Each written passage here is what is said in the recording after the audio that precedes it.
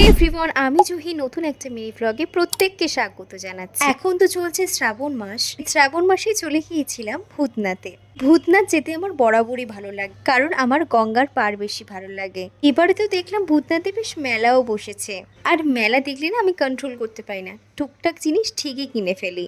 আর আমরা যেহেতু সোমবারে যাইনি, তাই অতিরিক্ত ভিড়টা আমরা পাইনি আর কি। আর শ্রাবণ মাসে তো জানোই একটা চল বেরিয়েছে যে সবুজ চুড়ি পরা, আর এইদিকে আমি নীল চুড়ি পরে বসে আছি। তারপর আমরা ঠাকুর দর্শন করে পাশেই চলে গিয়েছিলাম একটু গঙ্গায় বসতে। গঙ্গার পার মানেই তো আমার কাছে একটা অদ্ভুত শান্তি, মনকে যেন একদম শীতল করে তোলে। এবার থেকে দেখা যাচ্ছিল নতুন মন্দিরটা। নতুন মন্দিরটা যাওয়ার খুব ইচ্ছা ছিল, দিদি যেহেতু যেতে পারতো না, তাই নতুন মন্দিরটায় আর যাওয়া হলো না।